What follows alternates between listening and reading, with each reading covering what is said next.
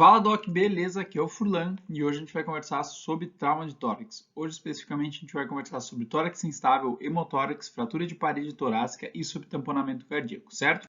Doc, como sempre, vamos começar com uma questão aí, dá um pause, tenta responder e no final a gente discute juntos, belezinha? Doc, começar falando então sobre o tórax instável e a contusão pulmonar. Basicamente, o tórax instável ele ocorre quando a gente tem uma fratura, né, de múltiplas costelas, duas ou mais costelas, né, em dois ou mais lugares diferentes. Por quê? Porque daí isso gera, então, uma liberação, né? Você faz com que essas costelas fraturadas elas se desloquem da caixa torácica. Então, basicamente, o segmento fraturado ele perde a continuidade com a caixa torácica, o que gera a famosa respiração paradoxal. O que é a respiração paradoxal, Locke? Basicamente, o paciente ele inspira, e a gente tem então a entrada aqui de um segmento do tórax e quando ele expira a gente tem a saída, né? Fazendo diferença então com o restante da parede torácica. Bom, o quadro clínico geralmente a gente espera uma dor ventilatória dependente, né? Então dói quando o paciente respira fundo. A dispneia, né, com hipoxemia, se tiver associada à contusão pulmonar, né? A gente pode ter quadros de consolidação pulmonar também, né, por conta da contusão, da presença de sangue na região. Roncos difusos também podem estar associados. Mas o que a gente vai ter de predomínio é que realmente é mais aquela dor ventilatório dependente, tá? Então, dependendo da extensão do quadro, da extensão de acometimento pulmonar, a gente vai ter ou não um quadro de hipoxemia. Doc, sobre o tratamento, basicamente é um tratamento de suporte, tá? Vai oferecer oxigênio para esse paciente, uma analgesia, fisioterapia respiratória, reposição cautelosa de volume também para evitar hidratação excessiva e vai acompanhando esse paciente, certo? Um tratamento mais conservador. Doc, sobre o hemotórax, então, a definição basicamente é a presença de sangue na cavidade pleural, né, sendo geralmente decorrente de alguma laceração pulmonar ou ruptura de algum vaso intercostal. Basicamente, ele ocorre por um mecanismo semelhante ao pneumotórax, mas aqui a gente tem o acúmulo de sangue na região pleural, certo? Doc, geralmente esse sangramento é autolimitado, a maioria dos casos eles vão se resolver sozinho ali com a drenagem do tórax, certo? A gente pode ter quadros mais graves que relacionados, né, a perda volumosa de sangue, é o que a gente chama de hemotórax maciço, né? Quando a gente tem um acúmulo rápido de mais de 1.500 ml de sangue ou mais de um terço da volemia do paciente na cavidade pleural. Isso aqui é uma situação mais grave, o paciente choca mais rápido, certo? Sobre epidemiologia, então, ocorre mais frequentemente em traumas torácicos penetrantes, né, que lesam as estruturas vasculares da região torácica.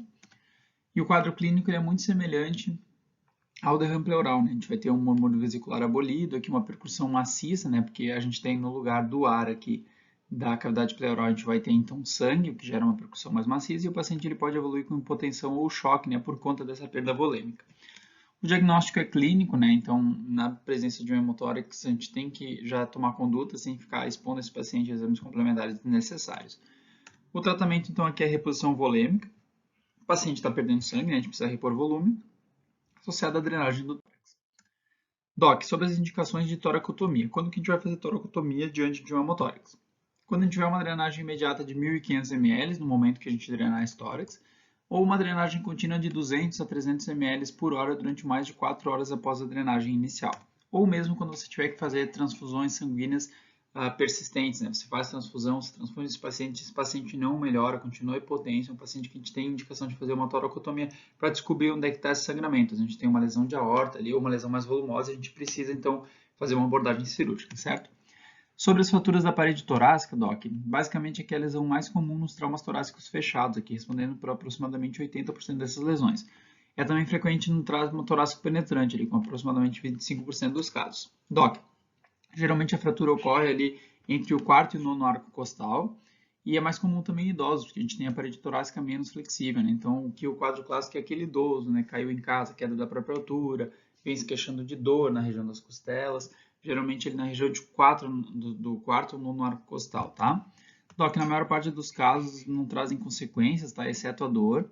E é importante que a gente maneje muito bem essa dor, porque esse paciente ele pode ficar com dificuldade para respirar por conta da dor, né? Como uma dor acaba sendo ventilatório independente. Se tiver um caso refratário, né, analgesia oral ou parenteral, a gente pode fazer bloqueio intercostal ou mesmo analgesia epidural, tá? Dependendo do serviço que você tem, né, do acesso ao anestesista que você tem. Lembrando que em dores maltratadas, como eu falei aqui em cima, o paciente ele expande menos o tórax, porque é uma dor ventilatória dependente, né? Ele vai fazer acúmulo de secreção e ele pode complicar ali com atelectasia, pneumonias, né, por broncoaspiração, ou mesmo insuficiência respiratória por conta do bloqueio respiratório que ele está tendo por conta da dor, certo? Toque, para finalizar agora o tamponamento cardíaco. A definição, então, basicamente é quando você tem compressão externa, né, do coração por um acúmulo de líquido no saco pericárdico. Você vai ter um derrame pericárdico aqui que vai gerar compressão no coração, afetando a mecânica cardíaca, né, e toda a hemodinâmica do paciente. Isso a gente chama de tamponamento cardíaco. Bom, ele pode ser causado por trauma torácico penetrante, né, que gera diretamente o coração, lesão direta no coração. Traumas cardíacos fechados também, que levam a ruptura miocárdica. Dissecções traumáticas de aorta ou lesões de porções intrapericárdicas da veia cava, ou mesmo lesões de segmentos arteriais ou pulmonares que envolvem o pericárdio, certo?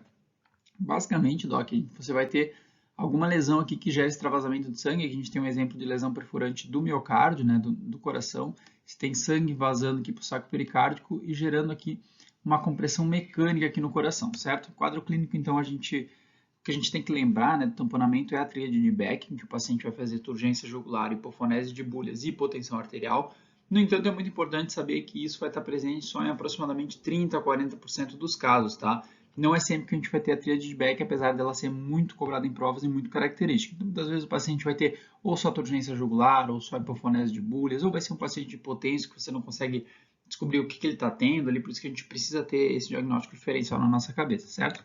O diagnóstico é feito pela clínica, então com os achados clínicos, e pelo FAST, né? Lembrar que o FAST é aquele protocolo que a gente faz de ultrassom de emergência, né? Você vai ver a janela pericárdica ali e a gente consegue ver esse derrame pleural, certo? Pleural não, perdão, derrame pericárdico. Sobre o tratamento, então, o tratamento imediato do tamponamento cardíaco é você aliviar esse paciente, então você vai fazer uma pericardiocentese subtifoidiana, que você vai esvaziar esse sangue para que esse coração volte a bater e esse paciente ele consiga novamente restabelecer sua hemodinâmica. E o tratamento definitivo é a toracotomia, né, para reparo da lesão, seja lesão cardíaca ou lesão vascular que levou a esse derrame, certo?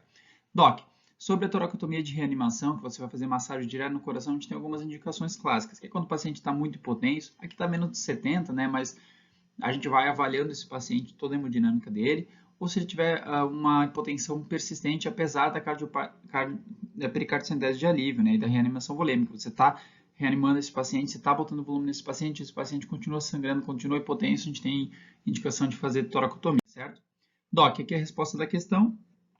Aqui, então, a gente tem a indicação da drenagem do tórax para o tratamento, certo?